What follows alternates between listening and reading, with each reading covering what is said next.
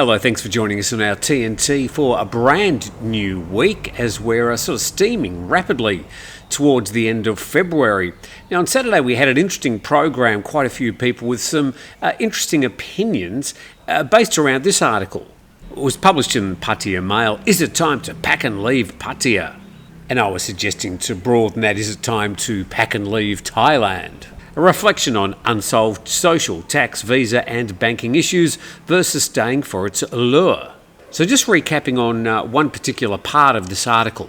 And the story says in recent years the city's faced mounting challenges in areas such as social problems, safety concerns, unresolved tax issues and growing difficulties with visa and banking issues. I just wanted to talk about the social problems aspect of the article.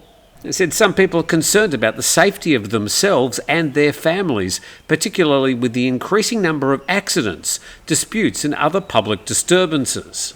Now, of course, people wanted to chat a lot about the tax and the visa issues, which many see still as unresolved. I don't really have much to add to that this morning, but I do have some questions to the people living in Pattaya, because anecdotally, I sort of heard that there is a bit more trouble around town, and it was prompted by, this article this morning.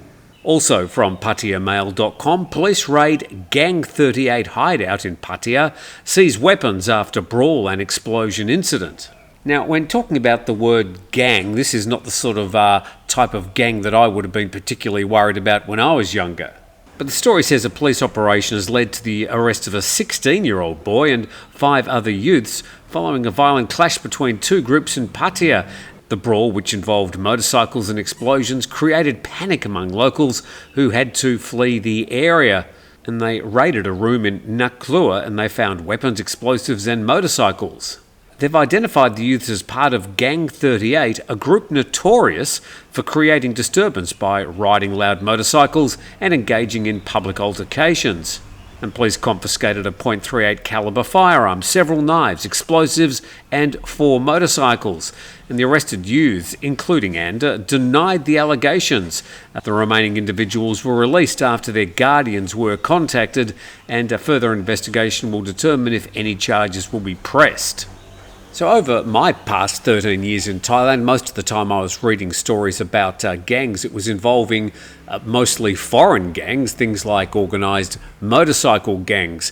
That has appeared to have subsided, at least in the headlines. But now we've got this problem sort of being created from within and related a lot to youth crime. So I would be very interested to hear from the people in Pattaya whether this is a growing problem in the area and any comments you have on the matter.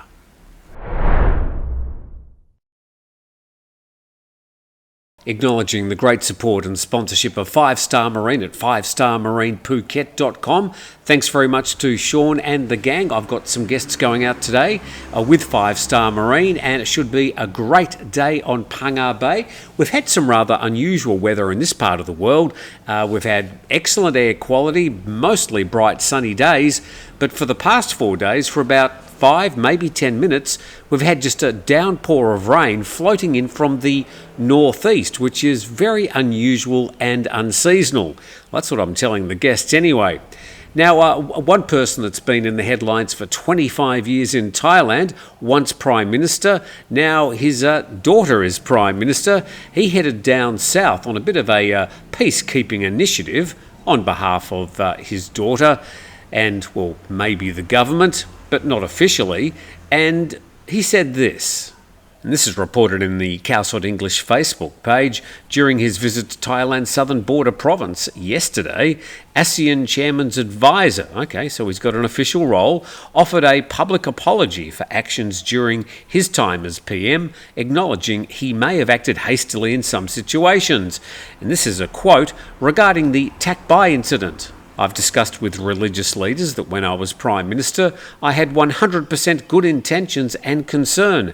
However, there might have been some mistakes in the work. If there were any unsatisfactory mistakes, I must apologise. We can then return to solving problems so there won't be any issues in our hearts. So let's see what those some mistakes or unsatisfactory mistakes were. We're speaking mostly about the Thak Bai incident, also known as the Thak Bai massacre. It was the mass death of 85 Malay Muslims in Thailand's Narathiwat province back in 2004. And after the arrest of 6 individuals, around 2,000 protesters assembled in front of the Thak Bai police station in Narathiwat to demand their release. Attempts to negotiate a peaceful solution failed. And Thai police and military then began to violently disperse the protesters from the area.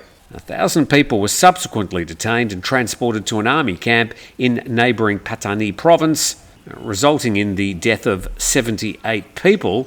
Despite attempts to prosecute Thai officials involved, the statute of limitations on the case expired last year and no individuals have been prosecuted.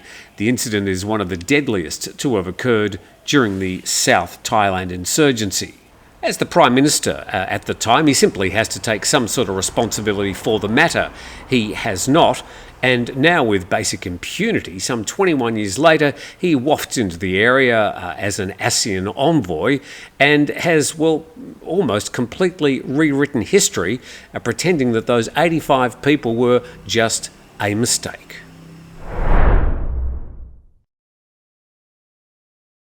On a much lighter matter, let's talk surfing. And I think a lot of people around the world, especially surfers, when they think about a great place to go surfing, Thailand really isn't the first place on their list.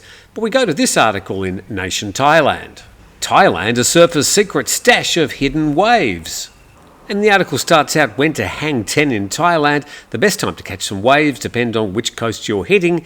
The Andaman seaside, home to Phuket and Khao Lak, gets its best swells from May to October thanks to the southwest monsoon. And over on the Gulf of Thailand, around Hua Hin and Rayong, the waves are smaller but still fun from October to December. Now, to be generous, I think this Nation Thailand article is a little bit on the optimistic side. Yes, you might find a few decent waves on some days at some times of the year, but generally it's pretty hit and miss here in Thailand. It's certainly no good surfing off the coast here in the Andaman Sea. Let's just very quickly go through some of these locations it's recommending, and of course you can read the full article if you are interested in coming to Thailand for a bit of surf culture. Now, in the Andaman Sea, you've got Kata Beach in Phuket, the most popular spot in Thailand for surfing. Well, that's probably right. Kata is perfect for beginners with tons of surf schools and rental shops. A bit further south, you've got Nai Han Beach, a bit quieter. And Nai Han has clean waves that are great for beginners and intermediates. Yes, absolutely stunning scenery. Khao Lak and Phang, which is just half an hour north of where I live. If you're brand new to surfing, Khao Lak is your spot. And Kalim Beach in Phuket, which is just to the north of Patong.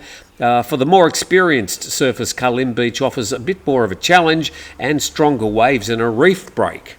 I've driven past that Kalim Beach, seen the surfers offshore there many times. I wouldn't really describe it as reliable waves. Let's head to the Gulf of Thailand. And we've got Hua Hin, the most well-known surf spot on the Gulf. It has small, playful waves that are ideal for beginners. And Cha Am, similar to Hua Hin, great for learning with its mellow waves. Rayong, on the other side of the Gulf, a bit of a wild card. The waves aren't always consistent.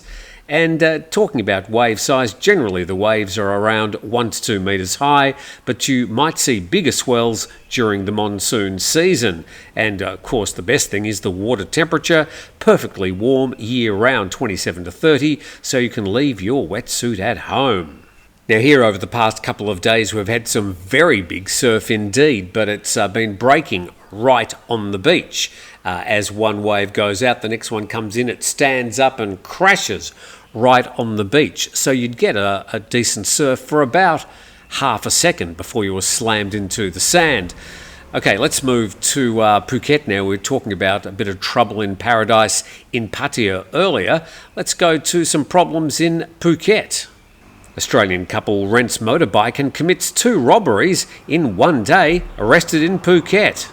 Well, I'm sorry, dear, you should be arrested immediately for wearing whatever those monstrosities are. And police have raided a residence and they've arrested an Australian couple on charges of robbery. Mr. Sam B, who's 25, and Mrs. Susan A, who's 36, were apprehended on February 21, accused of robbery using a vehicle to facilitate the crime, transport stolen goods, or evade arrest.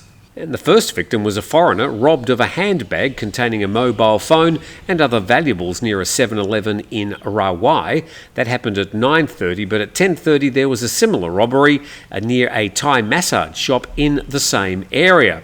And authorities confirmed that the two robberies were committed by the same individuals who used the same motorcycle, a white and red Honda PCX, which was rented by Mr. Sam B. Just another one of these foreigners behaving badly stories. I should reiterate when we do read these stories that the vast majority, the 99.9% of foreigners that come here as tourists have a wonderful time. Of course, we only get to hear about these ones that do cause a bit of disturbance. Now, a little bit of an update, just sort of looking at some of the peripheral stories when related to these crackdowns on the online scam gangs around the Thai border areas. We go to these two quick stories. A question asked by Thai PBS World: did China's crackdown on border scam centres violate Thailand's sovereignty?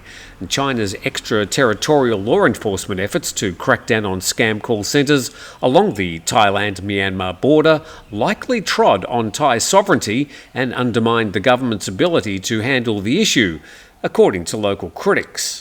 China's Public Security Assistant Minister Liu Zhongyi appeared in the border areas many times during January and February to put pressure on the Thai authorities to take action against the scam cities and other illicit businesses, as well as secure the release of Chinese and other foreign citizens working in the area.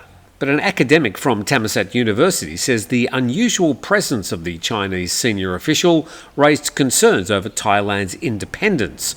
Chinese authorities appear to be increasingly taking the lead, exerting control, issuing directives, and playing a decisive role in both Thailand and Myanmar.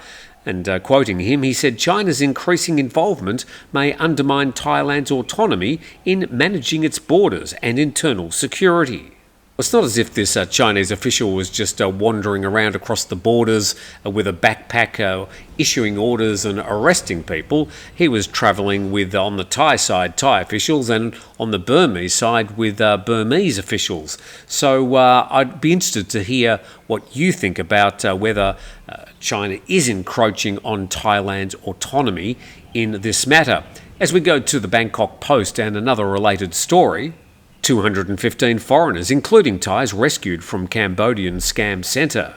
And Cambodian police have rescued 215 foreigners, 109 of them Thais, from a scam compound in Poipet city, following stepped-up collaboration to combat scam gangs between Thailand and Cambodia. Poipet, just over the Thai-Cambodian border, about a 3-hour drive from Bangkok.